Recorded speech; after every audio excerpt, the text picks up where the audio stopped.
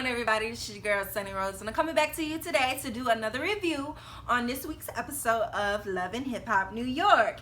Yes, it's late, but it's better late than never, and thankfully, hopefully next week on the 13th will be the season finale of this New York franchise, because I'm so over Yandy and the crew, pretty much. Yandy and the crew. But let's get into this review. So Carly takes her sister to the beach to talk to her because, you know, her mom's worried about Hennessy, and she's worried about Hennessy because Hennessy's really not showing any grind that she needs to do like her sister is. And Hennessy's like, you know, everything is going to go into flow. I'm working on my stuff, but, you know, I can't live in the shadows of Carly B. I'm trying to be big shmoney like you are, and right now I'm just a little shmoney. And Carly like, yeah, in order to be big shmoney, you gotta be grinding like I am. So they had a talk, they boo-hoo a little bit, and you know, sisterly love, they go off and run off to the sunset. Rich Dollars. As we know, last week the Creep Squad, as in Peter, Cisco, Self, and Rich, finally all made up kumbaya. They all hubby-dubbies again. And Rich decided to come up with the clothing line with everybody's input is contribute to it. And it's called Creep Squad Clothing Line, or whatever the heck it is. I'm not going to pay for it. My man ain't going to get it. My daddy ain't going to get it. My uncle ain't going to get it. Ain't nobody finna be walking around here with goddamn Creep Squad on their fucking shirt or their legs or whatever. Like, I don't know what made him think that shit was gonna sell, but even his daughter's like, no. So his daughter, who's been working with him for the summertime, decides before she leaves, she's gonna set him up on a blind date because she's tired of him being with a girl pretty much that's her age. He needs to be in his age range. So she sets him up on a blind date. They end up being her mom. So the parents are back, has been set up with each other, and, you know, we find out that Rich and the mom really did never break up. He just left Memphis, and that was it. So they had their little good time, their little kikis, and they laugh, they drinks, and Rich, as being a creep, decides to, you know, had to say something about a hotel. I hope mom didn't fall for it, but they're friends, they're cool. You can see that there's no bad blood between them at all, which is a good thing. It's a very good thing. Kim Bella finally comes home. Jewels has the house nice, spick and span. He must have hired Molly the maid to come in there, clean up, because the house didn't have not one speck of dust in there. He set up candles, had flowers for her, and he just really wanted to show that he appreciates everything that she does, because he sees that it's hard work being stuck in a house with 3 kids every day, all day, and he really sees that sometimes he just need to come upstairs for the moral support for her. You know, because they all in the same house. He's just down in the basement working. And so, again, Kim lets him know, no, the trip was good. But, of course, her and Yandy got into it because Yandy brought work to play. And he even looking like, interesting. But she settled it. You know, I had to settle that. And, you know, we boo-hooed as we do. And we're friends. We're good. She understands everything that we coming from. So they kiss and love, and they probably went upstairs and Humpty Dumpty all over the house. You know how that goes.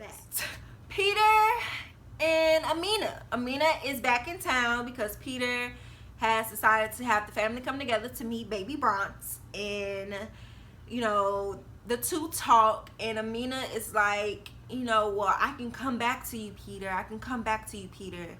And Peter is at this point, thank you. Peter has finally come to the realization that he is too old to be bouncing from hoe to hoe, from baby mama to baby mama to baby mama, and he wants to settle down with one baby mama, and that being Tara. He has to work on the trust issues that they have, trying to get back. They're friends, but they're not where he wants them to be. And he even brought out the big D word to Amina. He was like, you know what comes after separation? Divorce. So he plans to divorce Amina, y'all, and her face just went from so quick, so fast, so quick, so fast.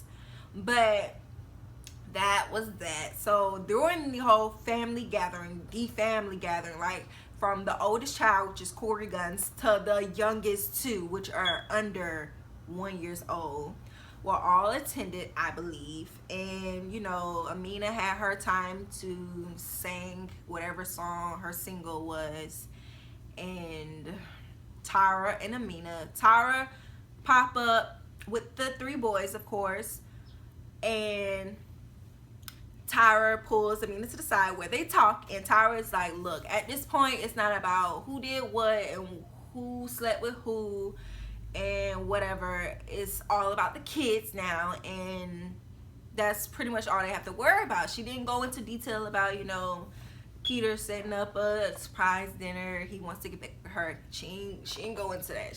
She's being the bigger person finally. And they hug, and I guess they made up for whatever. But Amina is really in her feelings because she tried to give her like a little church hug, like this. You know how you got a little separation with the church hug, but Tyra's like, no, come on, girl. We baby mamas in this together. We baby mamas in this together. So that was that. So at the beginning of this episode, we come back to Juju and Yandy still in Mexico. Juju, we're not gonna talk about your wig, but that situation. So Juju, of course, was in her feelings because Yandy is trying to make everything about her, and she's over the situation because she don't need to use Yandy and Mendices and whatever issues they got going on for her book. It's like, girl, everybody has gone through this situation with the groupies popping up in the DMs on Instagrams or whatever, and it's not just about you. So Yandy's banging on the door like she's the police, and she's like, I've been calling you, I've been texting you, I came over. And Juju's like, girl, give me some time. I needed that space. I didn't want to talk to you. It was, what you had to say was very irrelevant to what I need to clear my mind. And she still, like, Juju, I don't know how many times she had to say, it's not about you, it wasn't about you. But Yandy was like, you don't think it was just a teensy coincidence? Like, Yandy, it is not all about you. And I get where the baby mamas, I'm not saying I side with the baby mamas, but I see, like, how they feel because Yandy's trying to make herself to be this picture perfect Betty Crocker looking ass bitch, and she's not because during the time last episode, we know that Yandy and Samantha agreed to plan a party for Little Mendices. Well, according to Samantha, she's been reaching out to Yandy, calling her, texting her. She's not getting no reply, but she sees that she's in Mexico, turning up and doing whatever she got to do. So she's going to do what she got to do as the mom and set up her birthday party for her son and not wait on Yandy, who's supposed to be helping, and she's a no-show. So when Yandy come back, Samantha hit her up, hey, can we talk? And that's when she let her know that she's inviting her to the party that she set up, and Yandy's face just went like, so you set up this party without me? Like, yes, you were nowhere to be found. So Yandy, of course, still had to make the situation somehow about her. Like, I didn't get anything. Like, Yandy, you probably did get her messages, or you probably didn't because you was in Mexico and not doing what you're supposed to be doing. And so she just had to do what she had to do. And she goes to say that Yandy, I don't even know what Yandy's son name is because it's just too many kids. But she goes to tell Samantha that the son was trying to reach out to Little Mendices. Phone's been calling him, texting him to say happy birthday. They even called Samantha's phone, and Samantha's like, I didn't get no missed calls from you or no messages, and I don't know why Little Mendices didn't pick up the phone because Little Mendices has his own line, his own phone, so I don't know. Maybe he just didn't want to talk to y'all. I mean, hey, you started so much shit. I mean, I'm just saying, Yandy. I'm just saying. After they little thing, because Yandy's still in her feelings, so she has to get up and walk away as Hollywood as she is, Kim sets up a little girl night out with Yandy to watch movies or pretty much talk shit with each other. And Yandy goes to tell her Because they talk about the whole the Mexico trip, and Kim was like, well, I can't believe you and Juju got into it. And that's when Yandy brought up the whole baby mama drama. And it's like, well, you know, me and her was supposed to... No, she did say that I was supposed to set up a party for little Mendices. And then come to find out, she gets a phone call from Samantha to meet up, to talk, thinking that's when they're talking about the party. And she already set up the party, so she in her feelings, and now she got to twist words around to make Kim think that Yandy was doing no wrong. That's that.